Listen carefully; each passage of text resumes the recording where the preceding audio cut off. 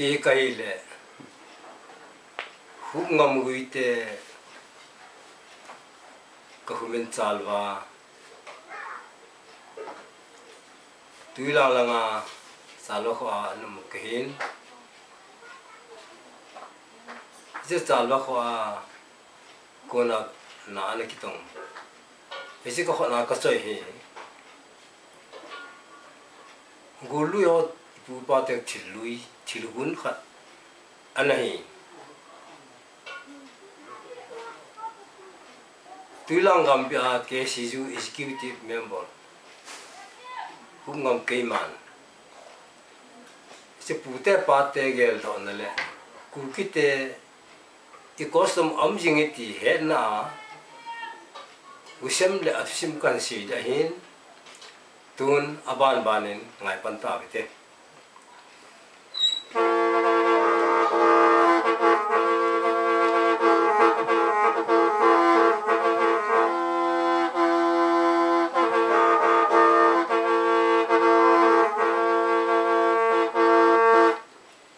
hiche Gosem he masang lai British te khang la jin British ten kukite khona ko na anamu na anadat mo bi nei amon achi na uthip na wa dat mo ba pon kukite British te I machimi na e na mu lobo ganing tabanga e na mu aying thei kiti he bol thei ding him he ma ena ta san lo ji wa hiche Gosem I go ane wa hi le anadat mo thu a hi ne sila si Gosem he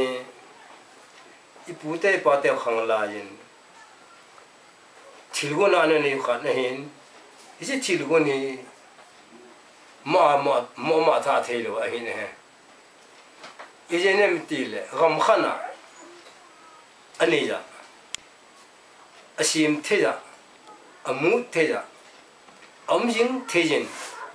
isi thilgon ni ma tha thelo a hin he sila si Gosem he kukite gulula ya nunga na som lagi tingule som gulhamon khatcha na ne jwa ila tin khulai len na sin thim ta anu mu ji hin he sile se Gosem he nira lai gulhamon nunga hel na ne jo hin tu la in Spanish ati khu nunga hel ta vin aluile atha aki hit na chi ong pan ta ne he sila si Gosem he lasa ana theiwa ai pui imagin thona ana hin he sila si Gosem hin anoi go len long li aki phunin asung go len long thum aki phunin awama long sagi ne tun athusim sei pan ta te si Gosem long sagi hi ne hau pasal sagi ten long khat cha ki chajiwa an mu ji we long khat cha ki chajiwa an mu na wa hil angi da mu do ji we ne aka angat to ba mu jong le tha khat kinungat to ba ki ve to le la mu na wa jong le tha khat aki khaldan api ate achel alai nge ta ki khala mu do thi jo hin ama zo angai lu ani sa mu ji ng wa hi le apa anu hangin no to alu tham lu tu tai lom nei pham atin aban la pin umbu khana su tu al tu san ge da umbu de student de na ta ne hisa pa chun mi khan na mu ta la mi gu chong thol ta win apa ta na to hom pan the ta win hei abana ku ke ho khan hin go ra hat ta hat hong ki sep do ni si go lang mi hat pa he ni khat gam la si a hele le ko an mun isi le ko se tu la ni han sei le he thila chen na hu se ti di we isi le ko tu go lang pa aven asunga I pi mong ma dingem atin isi hu si sunga tu asap lu je nga ala anui lang ti inum ta na hin he isi sunga zen avalu nin achi ala te si pi khan bang ning analumin ama ko ma zen achin adama ho ya mata bam ati a hele gama ko nahi ve atin he se phat chun go lang pan in sung sa vet le tab ko nga me lum sunga mai zom khat me ya ki go ulang khat ka zol yang yung khat amun go lang pa cha chin isi mai zom chu alan tsp mai chang ta se ale ase bli ta ne ase ali pha nin mai chu ala ki nin me lum sunga chun mai chu abo phaki ni na he isi u jun ni sung chu vet le a he le bang pangan he chi gu sem ki khajin anoi chun phoi pi omen phoi gusem chu alan phoi pi chunga chun atuwin gusem chu aga amuna ani ho na ne ta ve gama kun ho chun hui le go an del wa al chompa le ale tu long ge ta ve nahi ale tu long ge ta ve ti e mi go lang pa sin e do kitan hi chi gusem hi an sung le no da su ho pop to chi je zo amu je nga ai le akisavin le tu la kitit den ta ve nahi in sunga hi pe su an uma ta ma ti win alu ngam ta pun le tu la kitit den ta ve e the na di win gol hon sau ta alawin ale azum hemun ale ke un usam gin dalang azun ava agol lun ava asunu wa hele molle chu gol lang pa ko agasunu ne gol lang pan jang atong na phoyal ti tempa asa lan molle chu an je min na hele pulanga hon akai do wen alui do wen puna chu alawin anawin migim nam hulul sagim nam hulul ativin hele thei povin puna ja pai mangun aga asut phatki na wa hele gulang pan atong na phoyal chu asa lan molle chu an je phaki ni nahi jo chu alui do kin pulanga ho chun puna chu alawin abon chawin akina ala ana asang sang chun migim nam hulul pu sagim nam hulul ativin hele thei de povin si pun hal cho pai mangun golon no pai mangun gam la sajun gam khaw saw ta agalavin ala walin pen pa mai tong khat ai ati vin he ise khawa chen mai tong khat pa chu akong hen aki nu vin adang chen khaw le atu vin alin pen pa nang na cha na ka vet le hi in sunga hi mong mong ham ati vin ai le mai tong khat pa ni henge ke chen ting ga venge kachi aka ka vet na hi le I ham khat kong ti le ka ko nga khawi kan chup ling de hi ka ko nga khaw kan chup ling phal le ni sa do ying di me ati na heng heng aki ti win aki phat sa dung jun ala walin pen pa mai tong khat pas alu ni achi ta ne achi al emi go lang pa ko aga hung tai emi go lang pa ko aga hun phanin emi go lang pa ki pat don me lum sanga mai zom me ya ka zol jeng jung chu asat don thil pa mai chang ta se ale athi pen jeng in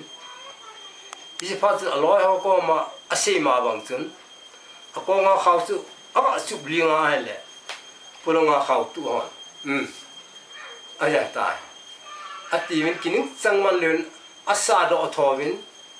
pulong yong tin ding changman len asa thuvin apung ape na ka azam jing wa hele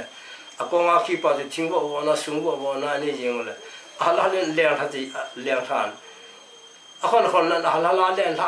len da ying pa nu akhaw ke lai pi to bang an ngi pha chen dinguti le ang ki ti win adingu win avet lo ba ai le khawa khi na akong gu bong khat bonum ta ne je pha chen akicha win atiza win wo ka ti ju chubanga kiza ma ane chai hil jing nei mo polchi wang le e ho in e chai te di ga jing aki ti win an lo ma se ngam ta pu win hi an lo wa se ngam lu chu emi go lang pa he do ki tai emi go lang pa chu en sungo wa ko ni chi gu semi an choi do en pulanga hung wa don pulang ta vet le le ko i ma cha mu lu pha nen he chi gu semi ku ki go lang pa ai na ki choi pai pai tai isa ki pana si kukite pasal sagi ta inalo hiti henna angki pana ta sa pana de kukite gusem inni pano hene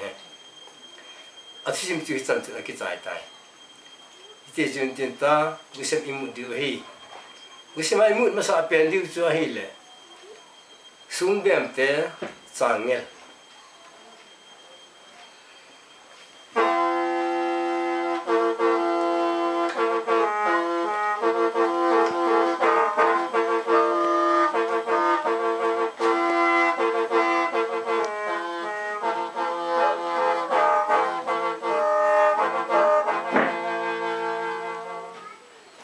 ichi sung bem chang ngel agitine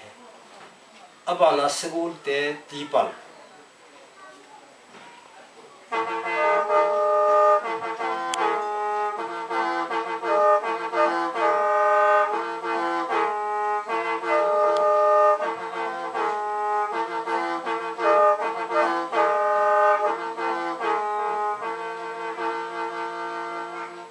ichi segul tipal agitine abana ba phul te thingaje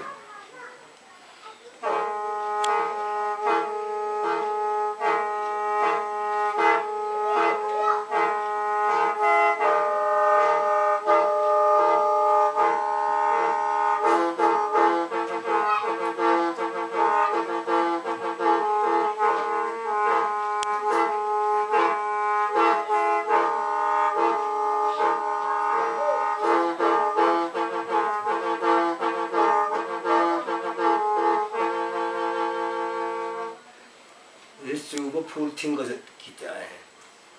abana ngal ngamin uicha atil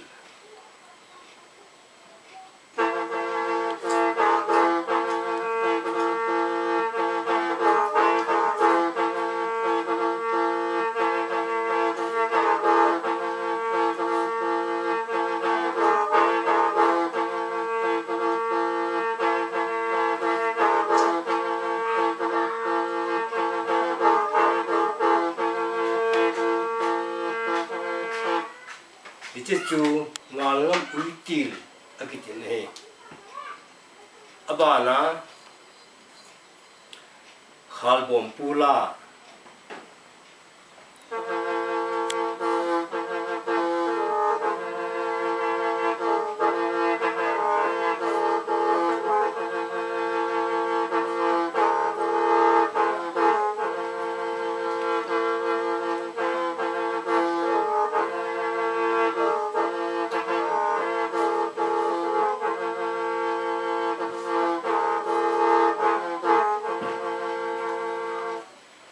chu khalbom pula kita ahen abana thingja bung chunga khupting na ngambom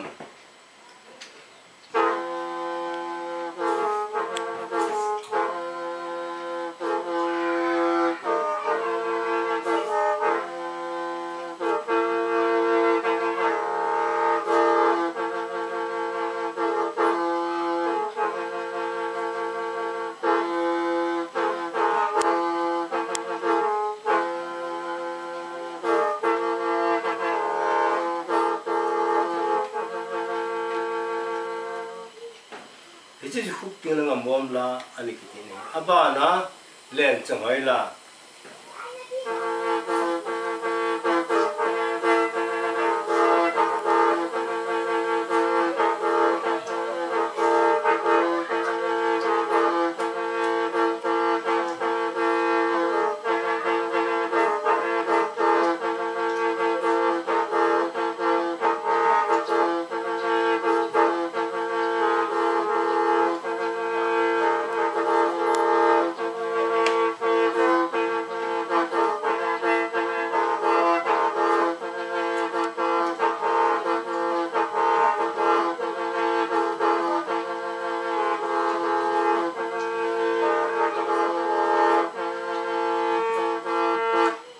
ichi chulen changai la kita he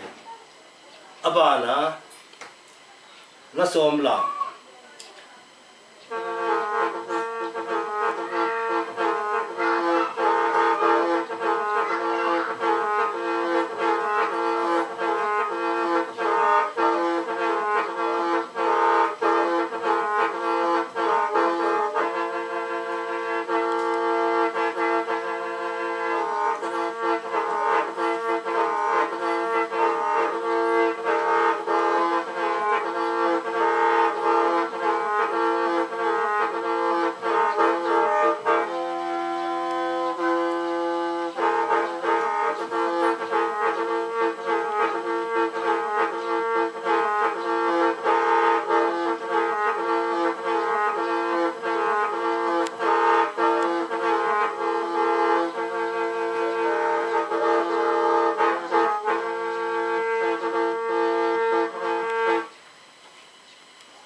chú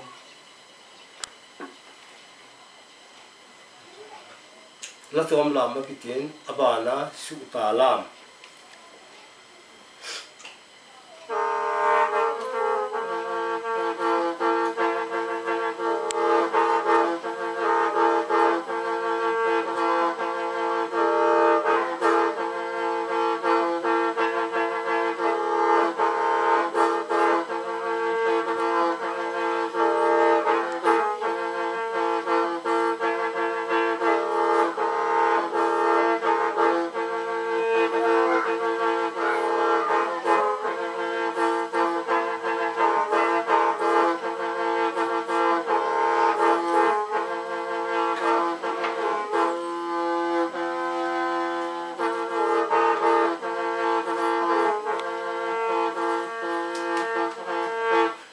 itu su ta lam kita he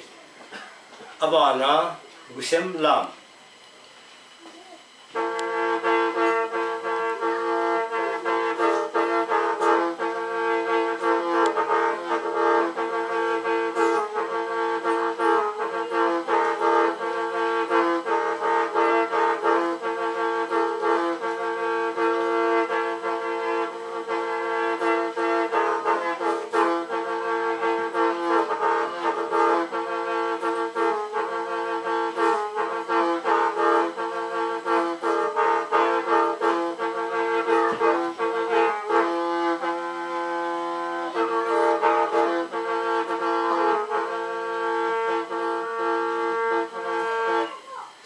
itu Gosem lam agitin abana cem ta lam pulang cem toy cem ta lam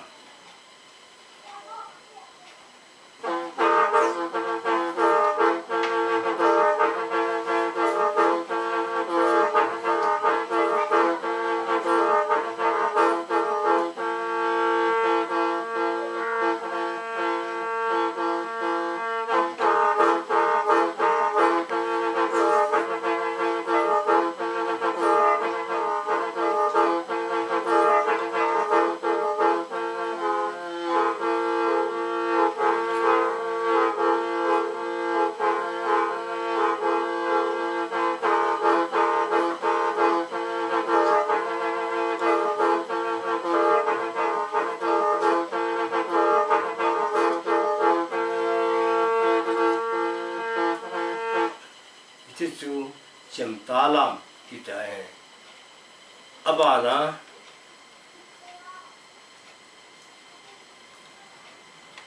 wasan luwa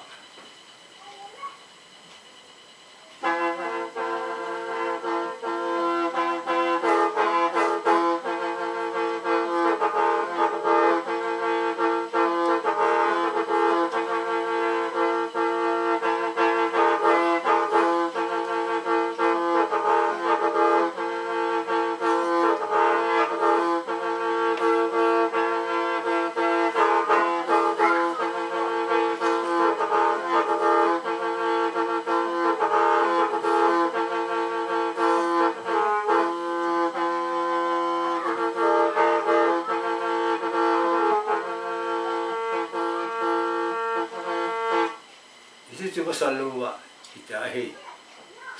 bana walkul som lam len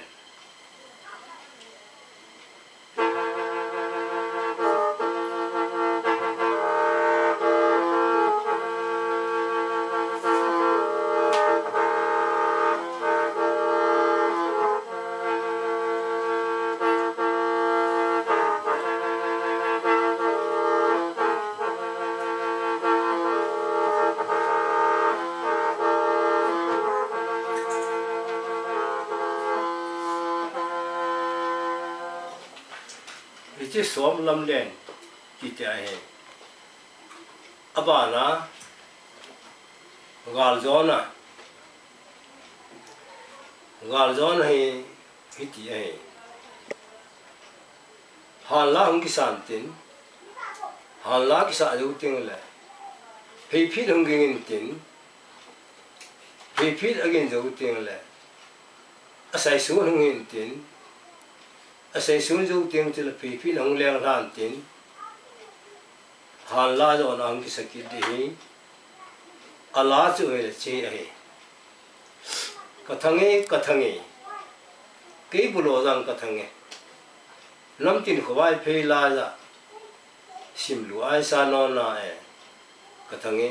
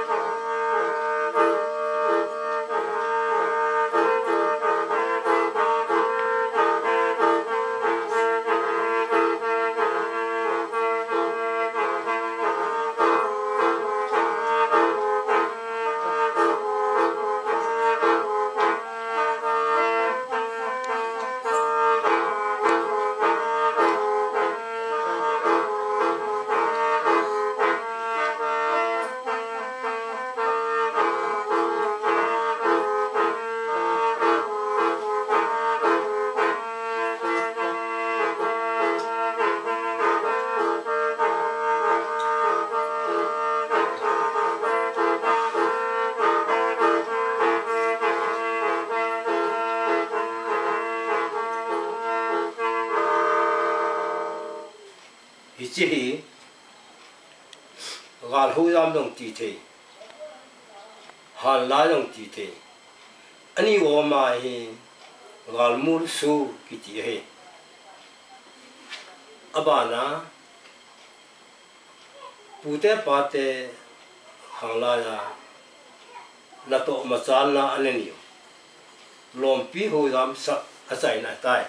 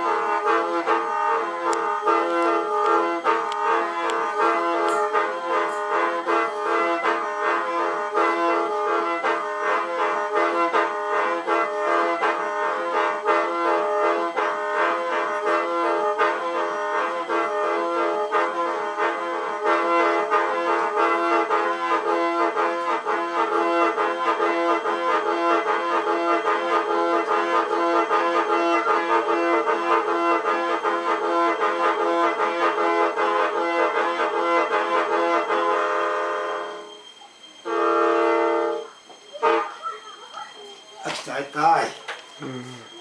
trên lục piêu tàn